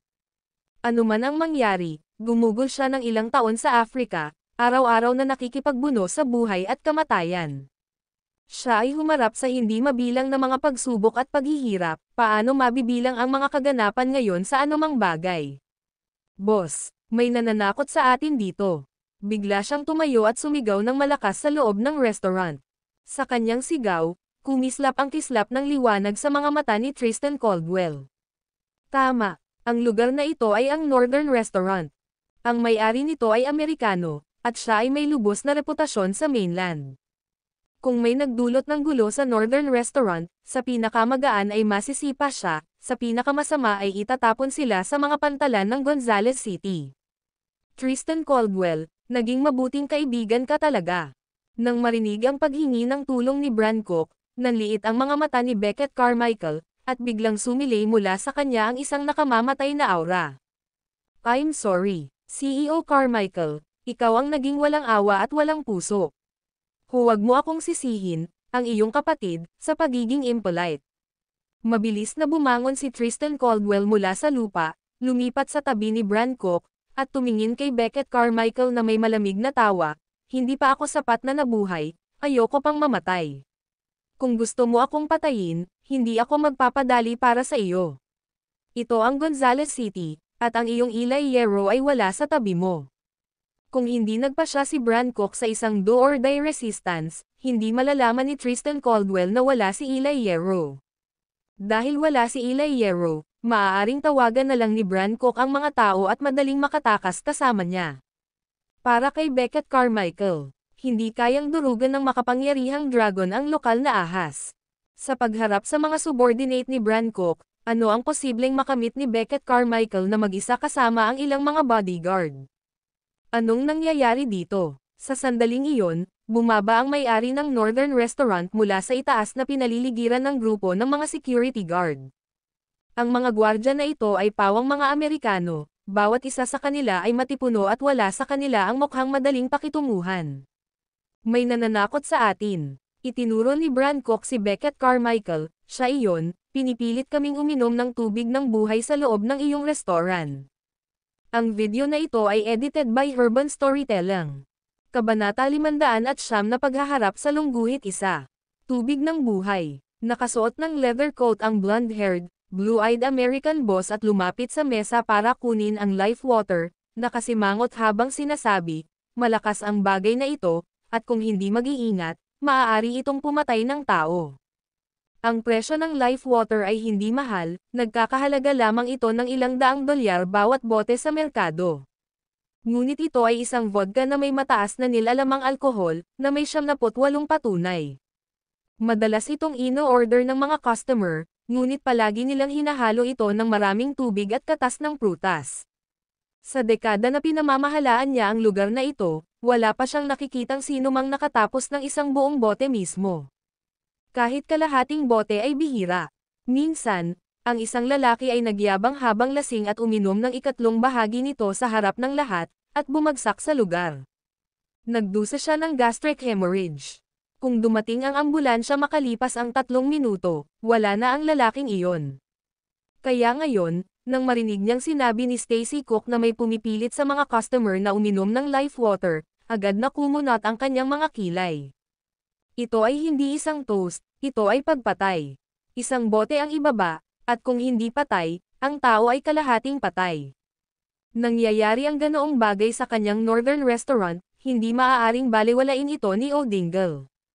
Kung may lumabas na balita, ang reputasyon na itinayo ng Northern Restaurant sa mahigit isang dekada ay ganap na masisira. Boss, kailangan mo kaming panindigan. Itong Boss Carmichael na ito ay binyo-bully kami, pinipilit kaming uminom ng 2 bote dahil siya ay taga-kabisera. Kapag hindi kami sumunod, ipapa-assist kami ng kanyang mga bodyguard. Matapos ang kanyang mga salita, si Stacy Cook ay tumingin ng matagumpay kay Julius Reed, ang kanyang mukha ay puno ng ngiti ng isang nanalo. So, gusto mo uminom ako ng 2 bote? Tumanggi akong uminom, kahit 1 bote. Hayaang sayang ang bote ni Julius Reed.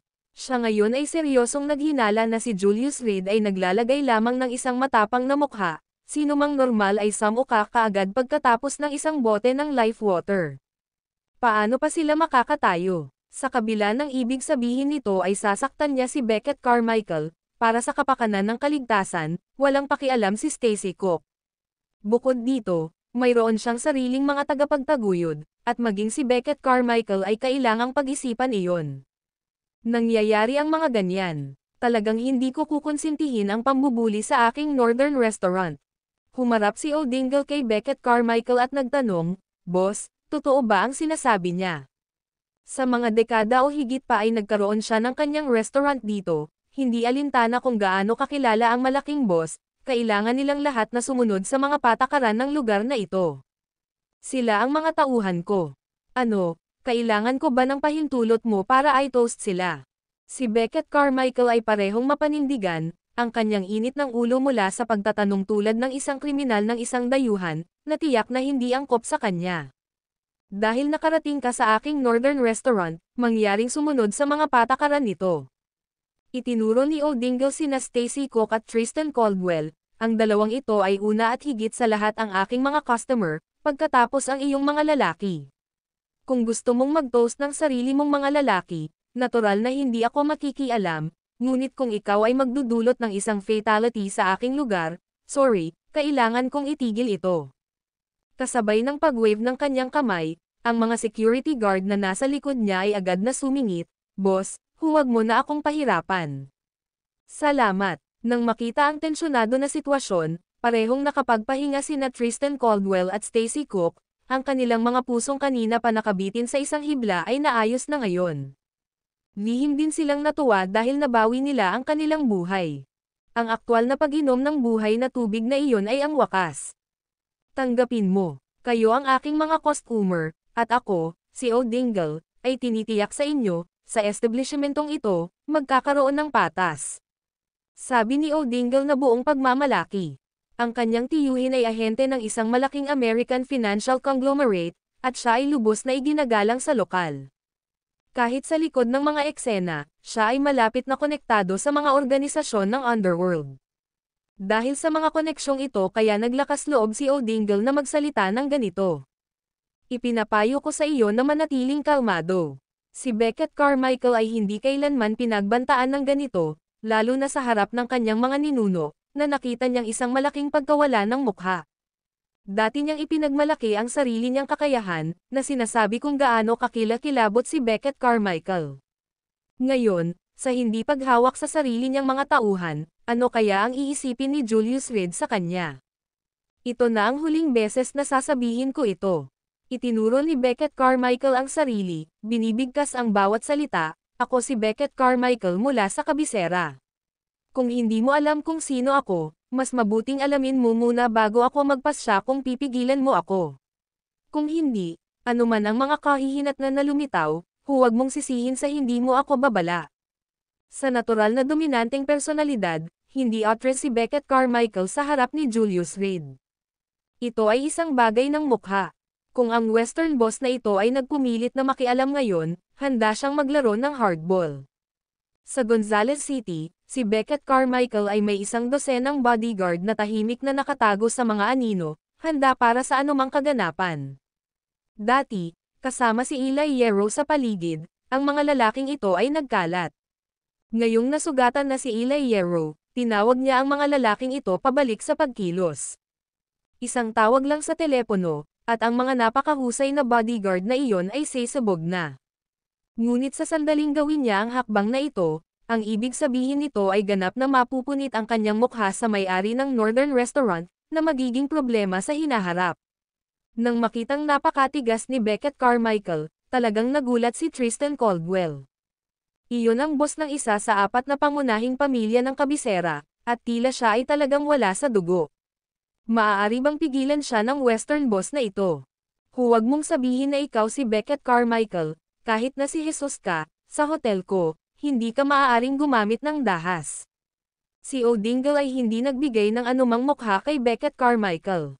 Sa katunayan, hindi niya kasalanan, dahil sa sandaling naitakda ang isang president, ang mga naturang isyo ay tiyak na hindi maiiwasan sa hinaharap. Not to mention kung direktang masisira ang reputasyon ng Northern Restaurant, saan niya ilalagay ang sarili niyang dignidad. Wala na ba siyang mukha na ililigtas? Banyagang demonyo, sinusubukan mo bang lumaban hanggang wakas sa akin?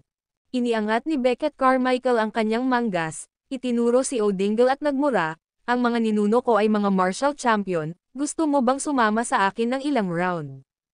Galit talaga siya. Kung hindi man lang niya makayanan ng isang subordinate, anong mukha ang kailangan niyang ipagmalaki sa harap ni Julius Reed? Ito ay nakakahiya, lubos na nakakahiya. Anong pinagsasabi mo? Hinay pa ni O'Dingle ang kanyang balbas sa galit. Siya, kung tutuusin, ay isang inapo ng isang kilalang pamilya, suportado ng mga makapangyarihang tao, at ngayon siya ay itinuturo at tinatawag na dayuhang demonyo. Sabi ko, tara na. Itinuro at sinumpa siya ni Beckett Carmichael, ikaw mongrel. Kung ipinanganak lang si Lolo makalipas ang 100 taon, maglalakas loob ba kayong mga ibon na pumunta at nakawin ang Stone Garden? Kung hindi ko dudurog ang inyong mga ulo, maaari ninyong kunin ang pangalan ng aking pamilya. Nang makitang lalong tumitindi ang alitan, lihim na naaliw sina Stacy Cook at Tristan Caldwell. Kung mas seryoso ang kanilang away, mas ligtas sila. Lalo na ngayong sinusumpa ni Beckett Carmichael ang pangalan ni O'Dingle, tila imposibleng tapusin ang mga bagay ng maayos. Ibaba mo siya para sa akin. Umungol si O'Dingle sa kanyang mga bodyguard, ipaalam sa dilaw na unggoy na ito, kung sino ang tunay na amo dito. Okay. Ang mga Western bodyguard na iyon ay umikot ang kanilang mga leeg, nakatingin kay Beckett Carmichael na may malisyosong ngiti. Sa dami ng bodyguards, 5-1. Si Beckett Carmichael ay may 4 na lalaki sa kanyang tabi, habang si O'Dingle ay inalalayan ng 20. Halika, kayong mga mahihina. Hinubad ng isang security guard ang kanyang kamiseta, sumasenyas sa mga bodyguard ni Beckett Carmichael na may kulot ng kanyang kamay. Go! Kung sino man ang makakapagpababa ng isa, Bibigyan ko sila ng 10 milyon. Hindi pa natatapos ang mga salita ni Beckett Carmichael, isang bodyguard ang mabilis na nagpasipa. Basag.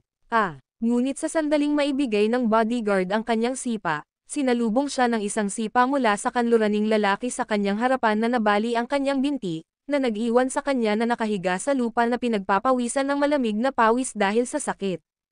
Lahat, atake, duwag. Pinaihit muli ng kanluraning lalaki ang kanyang leeg at muling sinimulan ang kanyang mga daliri. Ang video na ito ay edited by Urban Storytelling. Kabanata 510, walang espesyal sa lungguhit isa. Fuck, mga dayuhang demonyo.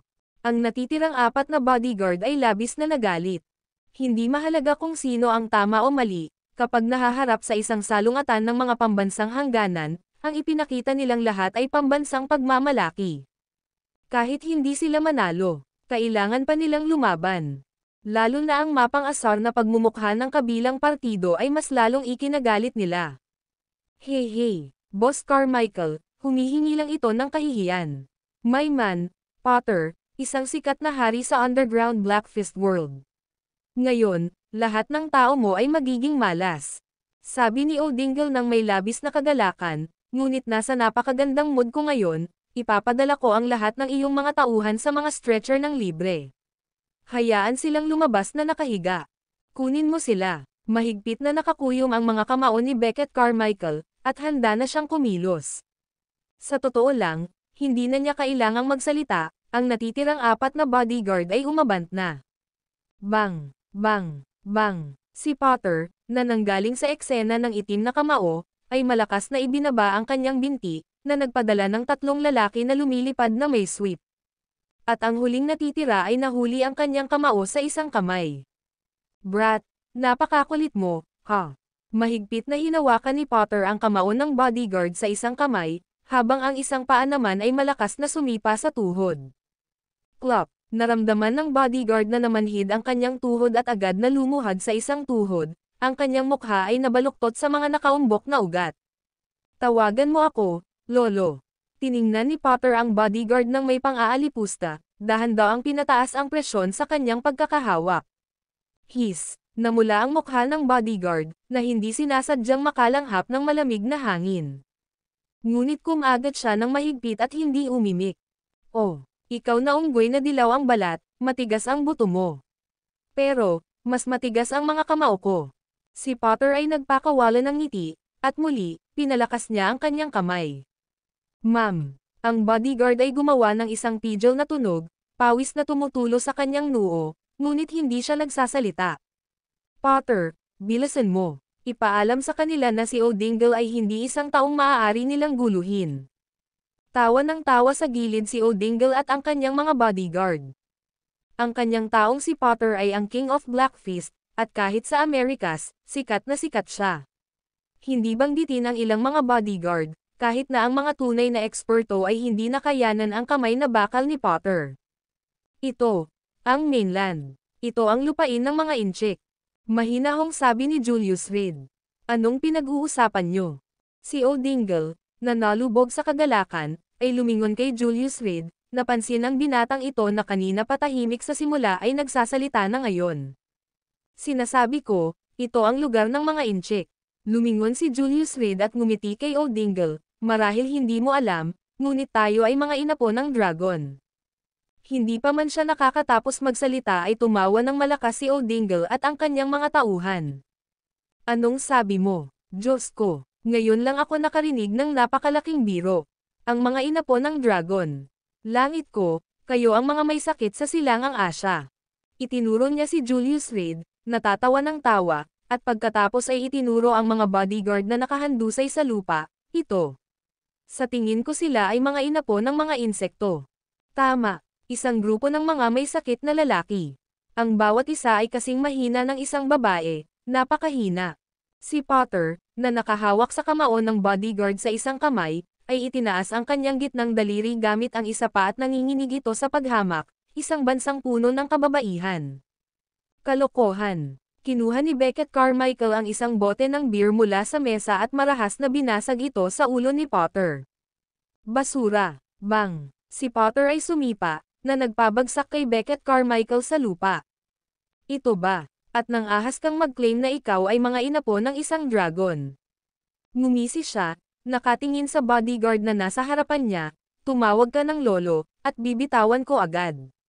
Kung hindi, durugan ko ang mga daliri mo ng buhay. Habang nagsasalita siya, muli niyang dinagdagan ang pressure. Ipinagmamalaki mo ba ang pananakot sa mga ordinaryong tao bilang isang propesyonal na boksingero? Sinulyapan ni Julius Reed si Potter, at walang pakialam na sinabi, kung ang pinakamalakas sa ating mga inchik ay talunin kayo upang lumuhad at humingi ng awa, maaari ko bang sabihin na kayong lahat ay basura? Oh, Easterner, ang galing mo talaga. Sinulyapan ni Potter si Julius Reed, ang kanyang balingkinitang figure, ang kanyang murang edad, malamang na isa lang sa kanyang mga daliri ang makapiga sa kanya hanggang sa mamatay. Weak Easterner, sa tingin mo kaya mo? Kaya kung durugan ka na parang langgam. Basag. Biglang tumayo si Julius Reed at nagpadyak sa ere. Aking, kamay ko. Naramdaman na lang ni Potter ang pamamanhid sa kanyang braso, na sinundan agad ng matinding kirot sa puso. At ang kamay na ginamit niya sa paghawak sa bodyguard ay sinipa at nabali. Kahit na ang laman ay hindi konektado, ang pira-pirasong buto ay kitang-kitang nakausli. Ikaw, nakaramdam si Potter ng lamig sa kanyang puso, na balot ng takot. Ang tinatawag na Western Underground Boxing King, iyon lang ang mayroon ka. Napangiti ng mahina si Julius Reed at sinuntok si Potter. Whoosh! Bago pa makapag-react si Potter, lumipad sa ere ang buong katawan niya. Nontog siya ng malakas sa dingding ng Northern Restaurant. Thud! Bumagsak siya sa lupa, bumulwak ang dugo sa kanyang bibig. Iyon lang ba ang mayroon? Tumayo si Julius Reed at malayang naglakad patungo kay Potter, na nakahandusay sa lupa, at malamig na nagtanong, gusto mo bang ulitin ang sinabi mo? Woo! Puno ng dugo ang bibig ni Potter, at hindi siya makapagsalita. Ang kanyang mga mata ay puno ng gulat at takot. Napakakulit na kabataan, ngunit mayroon siyang napakalakas na kapangyarihan. Maging si O'Dingle ay nakatayong natigilan sa kinatatayuan, hindi nang ahas na kumilos. Tumingin siya kay Julius Reed na parang halimaw. Tao pa ba ito? Si Potter ay dating hari ng itim na kamao, nangunguna sa lakas. Sa tabi niya sa loob ng maraming taon, hindi siya natalo. Ngayon, nang walang kahit isang suntok, siya ay binugbog na parang patay na aso.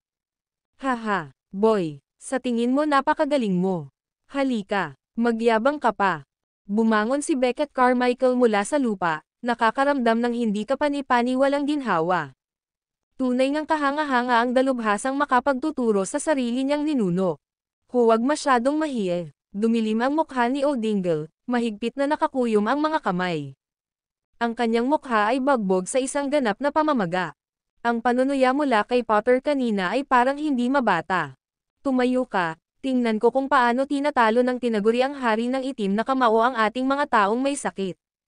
Yumuko si Julius Reed, ang kanyang paa ay nasa ulo ni Potter, at tinapik ang kanyang pisngi na nagtatanong, ang iyong mga buto ay hindi masyadong malambot para tumayo, hindi ba? Dahil sa panunuya ni Julius Reed, hindi makagalaw si Potter. Halos lahat ng buto sa kanyang dibdib ay nabali ni Julius Reed, at ngayon kahit na ang paghinga ay nahihirapan na. Kung hindi dahil sa matipunong katawan ni Potter, baka may namatay na agad. Huwag masyadong itulak ang mga tao. May isang matandang Chino na nagsasabi, kapag dapat kang magpakita ng awa, magpakita ng awa. Napatitig si O'Dingle kay Julius Reed, medyo nanginginig ang boses. Ang kaguluhan ay ikinaalarma ng maraming customer. Karamihan sa kanila ay talagang gumaan ang pakiramdam nang makita ang eksenang ito. Noong nanunuya si Potter kanina, sila, bilang mga inchik, ay nais nilang sumugod. Ngunit una, hindi sila nang ahas na saktan si O'Dingle at ang impluwensya sa likod niya, at pangalawa, hindi talaga sila tugma ni Potter. Ngayong nakikita ang mapagmataas na Potter na nakahandusay sa lupa na parang patay na aso, labis silang nasiyahan. Alam mo lang na mayroon tayong matandang kasabihan na ito sa China. Dahan-daang tumayo si Julius Reed, tumingin kay O'Dingle at sinabing, pero ang saligan, kailangan mong maging tao.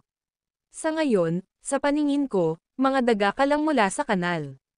Basag. Tinapakan niya ang tuhod ni Potter at napasubsob ng husto.